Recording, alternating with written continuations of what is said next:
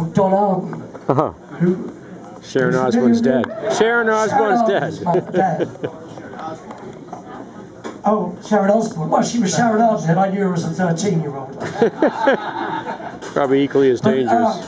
Of course, I never explained. Yeah, thank you. That's why John's here, you see. One of the many reasons. So he called me, he said, I'd like you to come up to my office. He said, I've got a job for you. I knew he was an impresario. I really didn't know he was a thief, but I didn't know he was a manager until that point. I just heard his name. He was someone big in the business, and I was someone very, very small in the business. So that afternoon I went up to Carnaby Street where his office was. I walked up the steps up above John Michael's shop and walked at the reception. And the receptionist, someone I now know quite well, Val Whedon, though I hadn't seen her since then until about a couple of months ago. She said, what do you want?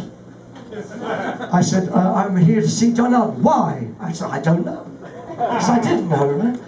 And she got up and walked into Don's office down the corridor. And I looked up and there was a photograph of the animals on the wall. He managed there, or stole from them. The photograph of the small faces. Well, it couldn't be the animals because at that point Alan Price had just quit and they got a new guy in, so it couldn't be them. The small faces, well, it couldn't have been them. And the Nashville Teens, which is a band I particularly like, John Hawken, great piano player. I believe he lives up in this way, I don't know quite now. But anyway, brilliant piano player, couldn't have been him. And the other photograph was a band called the Clayton Squares. I've never heard of them since, or before. So, but I figured, oh, it must be them, because, you know, all these guys are famous, and I'm nobody. Well, pretty soon she took me into his office, to Don Arden's office. He was a short, squat, horrible little man with a goatee.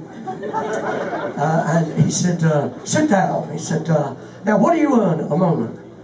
And I lied through my teeth because I had been earning £5 a week, which wasn't a lot. But my dad was earning £20 a week and he was a works manager. It was a big job. £20 a week was a good wage in 1965. This was November the 1st. I said, £20 a week. Best thing I ever did in my whole life. He said, you start at 30. He was trying to impress me. He succeeded. I'm like, now I'm earning from nothing. I'm earning the same as my dad. Now I'm earning half as much again. And he said, you'll be on probation for a month.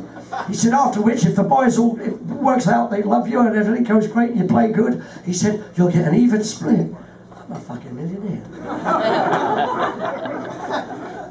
Well, that never happened. But the £30 a week did. And I said, well, what's the band? He said, the Small Faces. I went, oh, man, can you imagine? Can you possibly imagine? I kind of lifted off the floor in my mind, I don't know. I was high as a kite. He said, okay, I want you to go away. That was nice. He said, and come back at 6 o'clock. I didn't realise, you see, Val Whedon, the receptionist, was dating the man I was about to replace. And so I couldn't come back and meet the guys with her there, or Jimmy Winston, who I only met once the following day. Jimmy Winston would have been pissed off, she'd have been pissed off. And anyway, it didn't happen. So I went to a pub I knew, professional drinker, and went to this pub called The Ship next to the Marquee Club and had a pint and just sat there thinking, this is unbelievable, my whole life's changing, this is brilliant. And I called my dad at one point because I knew he'd be home. Oh, the other thing, Don Arden said, okay, you can't tell your parents. He said, you're going away tonight, you're staying at a hotel tonight, you'll be going away for 2 weeks, you can tell them after that time. I said, oh, okay.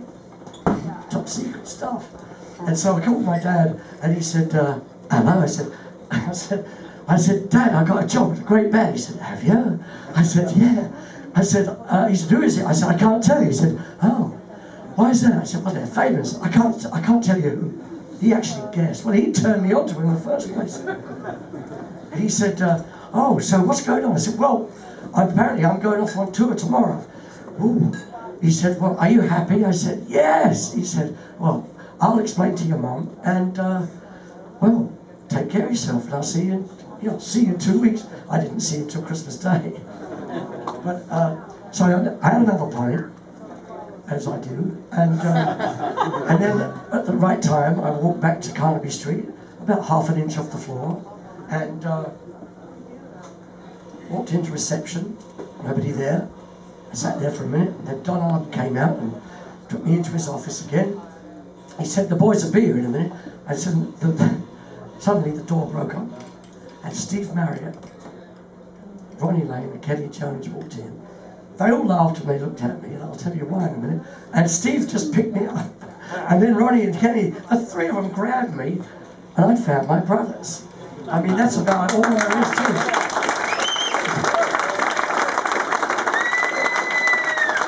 Pretty amazing, isn't it?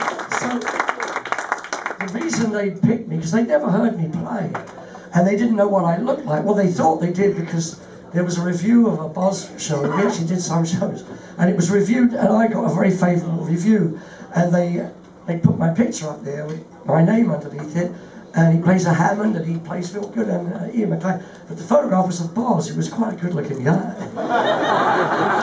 And so I suppose they thought, he plays the Hammond, and look how good he looks. And we don't know how to pronounce his name, but that doesn't matter. And let's hope he's not tall, and I'm the same height as them, you know. I bet they thought, well, 2 out of 3 is not bad.